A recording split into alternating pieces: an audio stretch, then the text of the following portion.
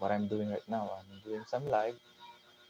Sometimes I do live, silent lives. I just sleep and then let it go because I have a goal and to reach 4,000 hours. But during these times that I'm okay and not resting, so I really want to make a live stream talking and sharing ideas, anything that I can share to the audience.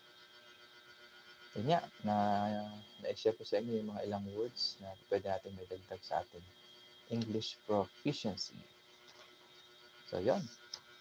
So, for our business news, yung mga products ng mga YouTubers, particularly in the US and the UK, how are these people or these content creators really earn from their products, and how are they using their fan base? Say for example, Mr. Beast has 258 million subscribers. How is he using those fan base para makapag-dispose ng product? Particularly his products like Mr. Beast Burgers. To give you an idea what is a Mr. Beast Burger, ito yung burger niya na walang sariling restaurant actually. Virtual burger restaurant. Nagkokontrata siya ng mga ordinary restaurant. Pinapakita niya yung ingredients and how to produce the product.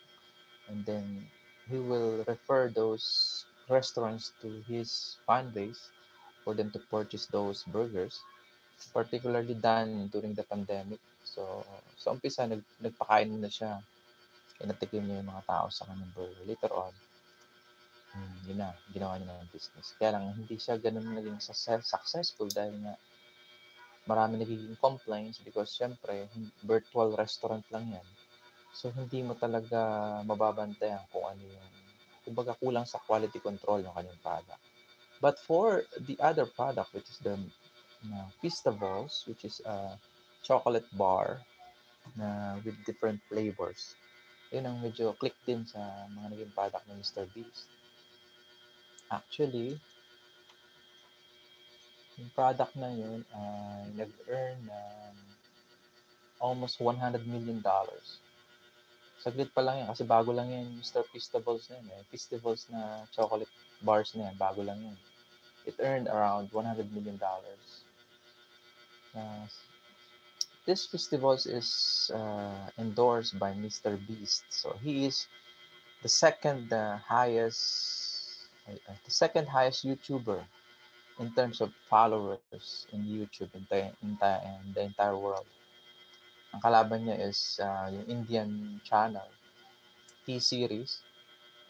Nagkakadikit lang sila halos sa subscribers. Pero million ang pagitan nila. Million pa rin ang diferensya nila.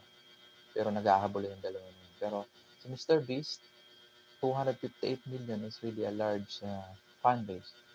And endorsing a product like this chocolate bar is really very easy for him. Imagine having your own parang advertising company. Imagine mo yan. Para kami sariling radio station. Or para kami sariling TV station. Kapag ganyan karami ang followers mo. 258 million ba naman? So, i-promote mo lang yan. Gawa ka lang ng isang content promoting your product. Talagang click agad yan. Maraming bibili agad. Saka dami kitain agad. Kaya, ayun. Maganda talaga mag-push ng sariling YouTube channel, guys.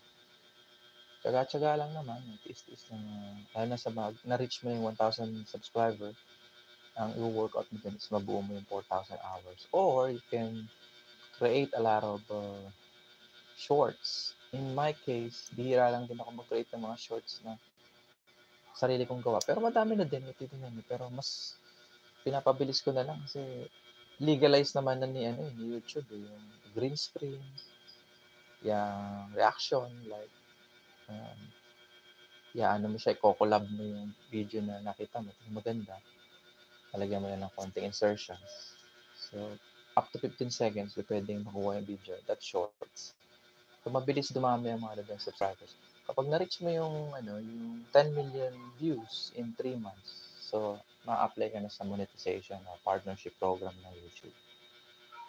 Doon ako nakapokus. Long form videos, medyo mahaba kasing gawin yan, medyo matinding planning sa ngayon.